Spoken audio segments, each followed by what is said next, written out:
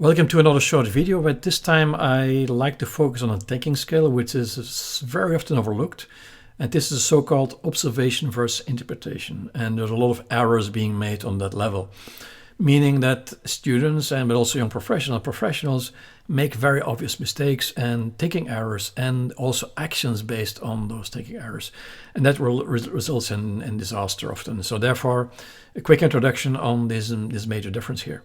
So if you look at, for example, this picture, where somebody is clearly diving in, I guess, the ocean, we don't know, it might be a lake. And again, here I'm already falling into an interpretation.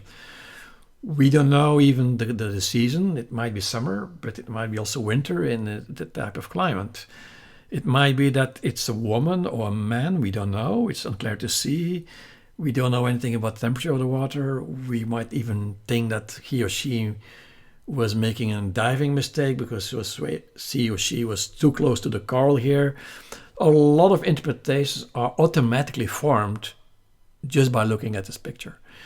And that is something what everybody does almost automatically.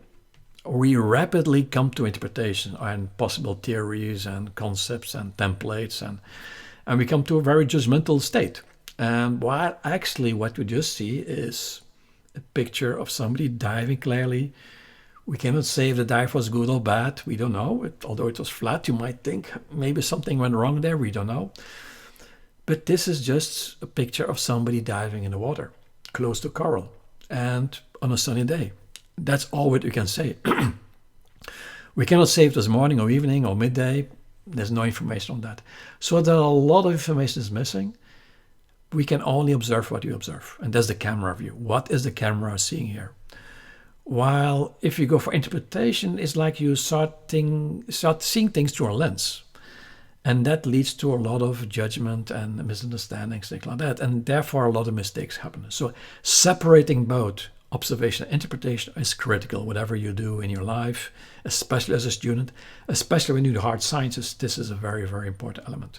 Now, the reason is very simple, because we have a filter, and we filter out knowledge, we filter out data, and that's something that we don't want, especially when you do hard science, when you do research. That's something you don't want to do at all. Now, that said, most of us are not trained in how to observe.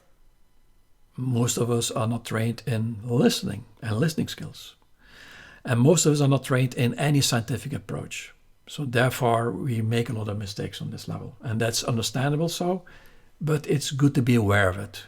Now, the thing is, as soon as we start having this observation interpretation error, it's a thinking error. It gives risks. Some people go from observation to interpretation and they start acting on it. And these are wrong actions because the interpretation is wrong. Some people have a golden standard. They say, hey, I know better than you. I know, I'm let's say, almost like godlike. And then you have this strange reasoning. Some people have a single mind and narrow interpretation. So there's one observation, one interpretation, which is completely wrong. And while there can be hundreds and hundreds of other interpretations possible. And because of that, we miss opportunities. We don't do a double check on the data. We miss data. There's no data check at all. And also results to groupthink. And if you don't know what groupthink is, please check it out. Groupthink is a fantastic dynamic to understand. It's not positive, but it's good to understand what's happening here. But also on a smaller scale, when two people are together or three people are together, so-called madness shared by two or by three, Folie, deux, where people are creating this fantastic story which has nothing to do with reality. And that's delusional. And that's even also, it can be even pathology even. So a lot of things happen because not understanding the difference between observation and interpretation. And that said, we do that click very, very fast. Now, it's very important to understand facts versus opinions, and observation or observations versus interpretations. That's very critical. A good tool to help you with this, if you don't have scientific tools ready, and if you don't do, let's say, a clinical trial or research, is it true? Is it really true what you are, when you're seeing, what you're hearing? And the second question is, how do you know? How would you know? How can you test that if it's true? And very close related to that is, what are the assumptions? What are the assumptions that you have in your mind? What are the assumptions of the other person? And understanding these three will help you to get a good grasp on the observation and interpretation. And I'd like to tell you a story where I was once in Asia and I was sharing a meal with a lady from France. And she knew the region very well, so I want to have her insight in that. And she showed me a video of something that was posted very recently on that region in a French official news magazine. And she said, it's interesting because that video was so wrong. It showed where soldiers were involved in something, there was some unrest. And said, first of all, the uniform was from a different country. And that was very interesting. So she showed a video and she very pointed out, first of all, she pointed out that uniform is from a different country. These are soldiers from a different country. So it's a wrong video for that event. And the second thing she said, well, actually that video was taken from a movie. And for one reason or other, this was used by this agency, by error, obviously, as a factual event showing what was happening.